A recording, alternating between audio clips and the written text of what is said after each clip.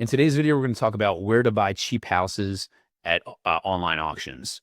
So if you're looking for affordable houses without, leaving your home, or if you're, online auctions are one of the best ways to snag a great deal on a property.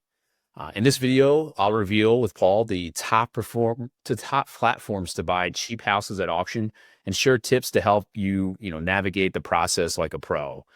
By the end of this video, you'll be an expert on how auctions work and how to buy cheap houses at online auctions.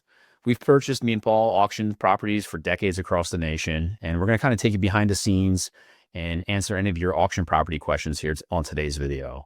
So, Paul, let's start off today with talking about the basics of online property auction. Sure. I mean, this has been our bread and butter, Mike, for the better part of a decade and a half right now.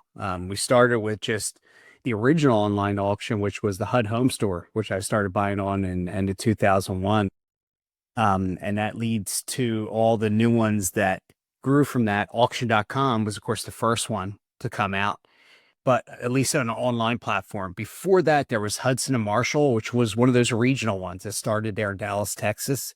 And they would go on site and do an online or do an auction. And then they became online as well. And then Hubzu spawned from that. Then you had Zome, which used to be Home Search back in the day, Realty Bid. You have Auction Network out there. You have Fannie and Freddie. They're both online platforms. Again, they're auction type platforms that you can buy on as well. And then there's local ones, right? You could do, you had Bid for Assets, which could have a lot of different things in there. Sometimes has real estate. If you go back in the day, you can still buy some if you want on, I would recommend it, eBay. You can still do real estate there. It's been far less than what it used to be back in the day. Those are your biggest platforms for it. Yeah, I mean, the other thing I also noticed on some of the platforms like an auction.com, they're starting to put on sheriff sale type of stuff, where in the past you would have to actually go in person to the county courthouse. I mean, it's not a market that I participate in, the sheriff sale so much, but it's an opportunity in certain counties that they're starting to go online as well. So traditionally, we've always had to go to physically at the courthouse location for the county. Yeah, now they'll represent you and go there, and they'll take the bid through your, basically your credit card, more or less, is how they end up doing it. Yeah.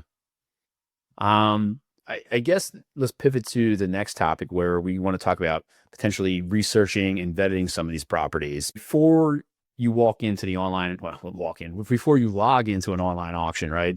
You should have what your maximum bid number is in mind. And some of the things that we've done is, identify the properties you want to bid on first, right? You can, some of these sites allow you to download them into an Excel file, or, manually maybe put them in a spreadsheet just so you're organized and have all the information at your fingertips. If you're working with a team, a communication tool like Slack's a great way to stay organized. And as you know the market values, and if you're a flipper, let's just say a rehabber, you got to know what the after repair value is. How much renovations that you need to get that after repair value. And from there, how much profit you want to make after some holding costs and carrying costs.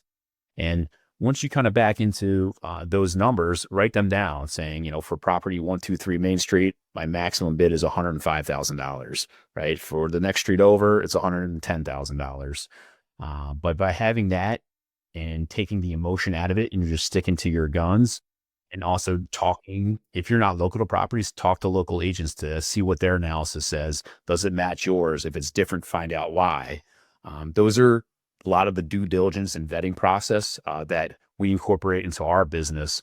And we bid on hundreds of properties every week. So that is essentially a key step in the process for online auctions. You got to do your homework before you log into an auction. Anything to add there, Paul? Yeah, I mean, that is the key thing to do. You need to come up with what your MAO is. That's the most important number you could possibly get. And then there's further steps you do beyond that. But what that does in essence is by getting the MAO, you know what the starting bids are in these auctions. If the starting bid is higher than the MAO, you're not even looking at that property. So it really kind of gets rid of the properties that you don't even need to look at, right? Say there's 500 properties in an auction, maybe 25 or 50 meet your criteria. And those are the ones you end up focusing on. Yeah. And then, I mean, one thing to add to, whether you're local or not, have someone to, especially if it's a property you want to bid on and want, you drive by the property, make sure reality reflects the pictures you're seeing online too. It's a good extra step as well. Yeah, we've seen pictures look good, then somebody goes there and they get pictures. It turns out those pictures were from 2 years prior, and there's been a lot of wear and tear since then. And Yeah. property's not the But same. to the online auction platforms out there that you mentioned earlier, a lot of them do have interior photos, so it does help out. Now, oh no, I don't know what percentage, but a good chunk also don't have photos online, and those are the ones you just got to assume it needs total renovation, unless it was recently listed maybe a few months ago. Some sites like Realtor.com or Zillow might still have the previous listing photos. You could probably go off that a little bit as well. So there's just some pro tips there from vetting and researching and analyzing these online auction properties. Next, let's cover maybe how do we set ourselves up for success on this, right? We, I would say, pick a platform, right, and then register on it. Paul mentioned several different online auction sites that are out there. I would just say start with one, register on that. So you're going to have to complete a buyer's profile, essentially, like your name, what's the purchasing entity, username, password, that kind of stuff. And you want to do that well in advance of the auction and just kind of learn the site. And then once you have your finances lined up as well, so you're going to need proof of funds. If you're purchasing yourself, you might have to upload a bank statement saying that you have the money to buy the property. Or if you're using an asset-based lender, get a pre-qualification letter with them as your proof of funds.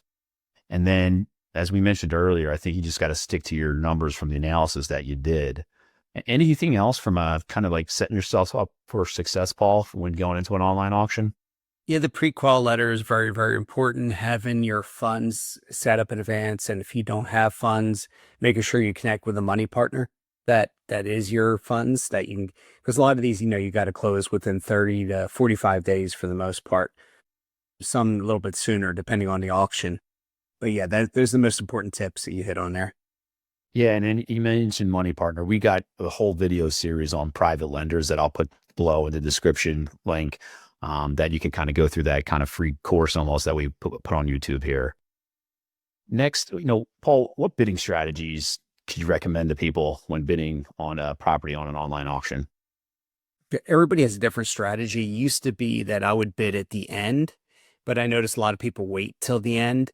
So what I'll do a lot of times now, I'll just hit a number in the beginning, be the starting bid, see if there's any activity.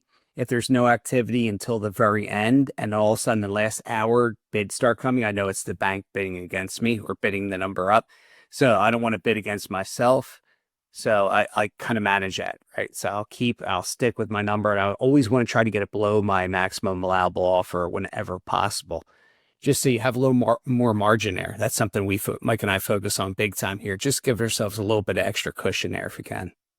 But Yeah, that's the biggest, that's probably the best strategy. But some people just do it, once in the beginning, once in the middle, once at the end, whatever floats your boat. There's no winning strategy, unfortunately, one way or the other. It depends on how many people you're betting against.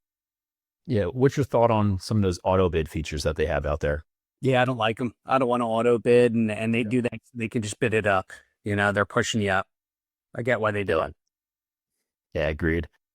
And then finalizing the purchase, I guess, let's talk about it's, if you win the bid, you got to then, you're going to get a bunch of instructions from the platform that you're bidding on to complete the transaction. And usually this is going to, include a congratulatory email. You're the highest bidder. Once the seller approves the bid, if it's below the reserve, you'll kind of get next steps. You'll have to fill out a buyer's checklist. You have to send in an initial earnest money deposit over what title company you're using, verify the entity you're buying or personal name you're buying the property. And then, obviously that essentially starts the closing process, with your title company, checking the liens and, everything else in between. And at that point, it's probably a good time to also get your team ready, right? Here's the contractor, what repairs that I thought I needed, find out those people, are they ready, get them ready for the closing date. Anything to add there, Paul, on, what to do when kind of like, once you win a property and before you buy it, kind of finalizing that purchase process? Besides EMD, which the next most important thing is, besides sending that in within their required time, usually 24, 48 to 72 hours is what they require. you want to pick your title company. And the reason you want to pick your title company as compared to the bank's title company is they're only invested in protecting the bank. They don't really care about you. Yeah, they're going to issue a title policy, but it might have all kinds of exceptions in that title policy. So make sure you pick your own title company so you can kind of control the process, and you can actually stall things at times if need be with your title company if you want to extend and give yourself a little bit more time. It's a pro tip here. And they're also going to be your biggest advocate. They're going to make sure you're protected. If there's something going on, they'll let you know that so you can get out of it, right, if need be, and still get your money deposit back. Yeah. And I guess to wrap up, right, online auctions can be an excellent way to find affordable houses if you know where to look and how to prepare.